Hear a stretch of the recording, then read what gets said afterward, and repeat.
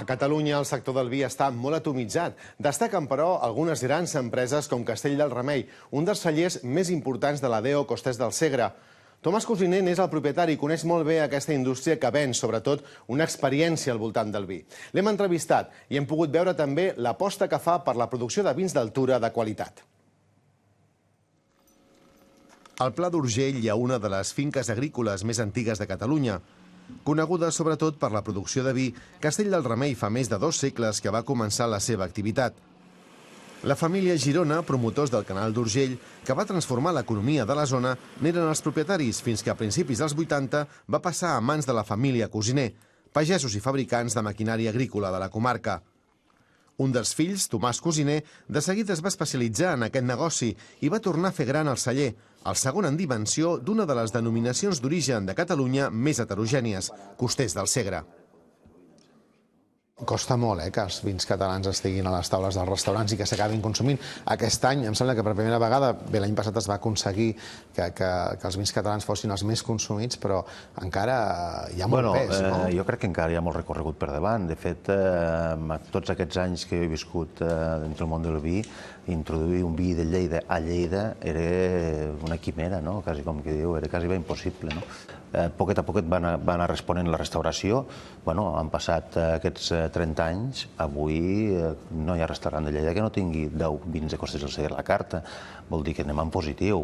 Clar, perquè igual la gent abans tenia la idea aquella del vi de casa, que era una mica aspre. Ara sembla que no se'n facin de vins dolents, no? Tothom sembla capaç de fer... Sí, la veritat és que cada vegada el món de l'enologia, l'enòleg, la tecnologia que s'ha aplicat als cellers ha fet que la qualitat ha pujat molt, o sigui, no hi ha vins dolents. Avui la competència és molt gran. Avui no sol venem la qualitat del vi, que també, sinó que tenim de vendre tot un entorn alrededor del vi. Tenim de vendre una pel·lícula, tenim de vendre una forma de fer, unes historietes, tenim de destil·lar algo diferencial respecte a la resta, que és molt difícil. Estem parlant de 600 cellers a Catalunya sol.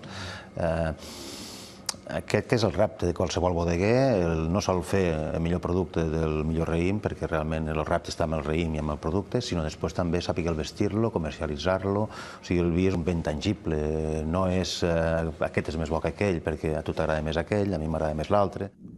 I vendre intangibles és justament el que fa el paisatge de Comabarra, al Vilosell, davant d'un grup de prescriptors americans.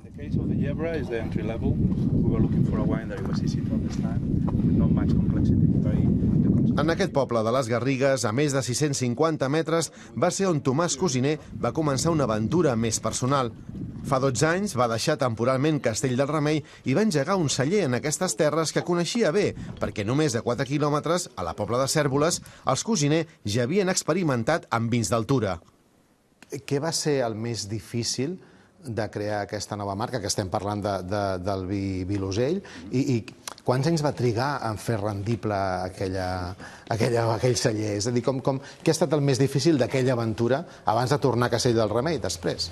El més difícil és prendre la decisió, no? El més difícil és decidir això, deixar un negoci que estava funcionant molt bé en aquells moments i muntar-me un nou negoci, i una mica ve d'aquesta necessitat de fer petites coses, no? O sigui, quan el món del vi, quan és molt gran, es converteix en una empresa, se converteix en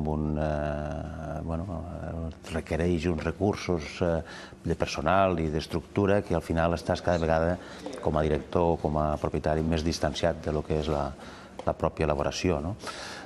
Nosaltres hem aconseguit la rendibilitat justament l'any passat, que retorn, que hi ha beneficis, diguem-ho així, evidentment hi ha amortitzacions i altres efectes que s'han anat produint, però realment és un tema a molt llarg termini, no?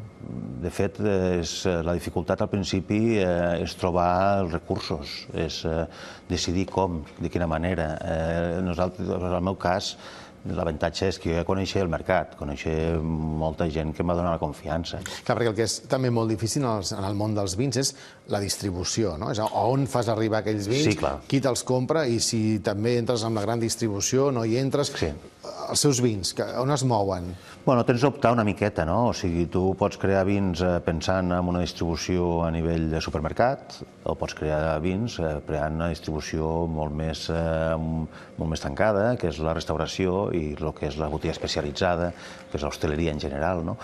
El fet de decidir tindre sol com a client el restaurador i la botiga especialitzada limita el que és les possibilitats en quant a creixement, però evidentment també et dona molt més prestigi i molt més nom. Del 1.100.000 ampolles que produeixen l'any, un 95% es ven a través de les enoteques i la restauració. A tot el grup hi treballen un centenar de persones. Té molt clar que el sector vitivinícola ha de ser un dinamitzador d'aquestes comarques, amb pobles ocupats els estius i els caps de setmana, i d'on la majoria dels joves marxen. Per això també estan vinculant el turisme al negoci del celler amb l'explotació d'un petit hotel al mateix poble. Un element més per vendre l'experiència del vi. Vostè comença una aventura pròpia el 2003, vol dir que de 12 anys, 7 se'ls ha passat de crisi i torna a agafar les regnes d'aquesta casa més gran, diguéssim, dels seus vins, en un moment que aquesta casa deu haver passat també 7 anys de crisi, no sé com se la va trobar. Com tot el sector. Però vull dir, com ha anat? Com han anat aquests anys? Com han passat vostès aquesta crisi, que es diu que és una de les més profundes que potser encara estem tenint? Jo us diré que probablement el sector del vi sigui el que hagi patit menys aquesta crisi, i sobretot si tenies una plataforma d'exportació forta. O sigui, els mercats internacionals i el mercat del vi és molt estable. El gran avantatge, jo crec que és un dels grans actius de les bodegues, dels cellers, és que no tenim dents de serra des d'un punt de vista de comercialització, o sigui, no venem molt un any i poc un altre. Sí que hi ha hagut una crisi evident, ha canviat el sector, ha canviat el mercat, els vins, la gent espera coses més econòmiques, han baixat 3 escalons en aquest aspecte, els elaboradors cada vegada fan més bon vi amb preus més econòmics i, per tant, sí que ha canviat una mica el món en general, no? Un món que coneix bé, perquè els seus vins arriben a 40 països de 5 continents. Exporten un 60% de les ampolles. Controlen directament 170 hectàrees, la meitat de la producció. L'altra meitat prové de pagesos amb els quals fa anys que hi treballen. Tomàs Cosiner ja ha viscut 32 baremes i s'ha convertit en un dels grans empresaris del vi de Catalunya gràcies, sobretot, a l'experiència i a la voluntat de continuar innovant. Penso que en el món del vi queda tot per descobrir. O sigui, com més n'hi saps, més te'n dones compte que falta per conèixer. O sigui, és molt de contacte amb la terra i cada vegada més el tema del sentiment, no? De com comunicar-se amb els ceps, diguem-ho així, no?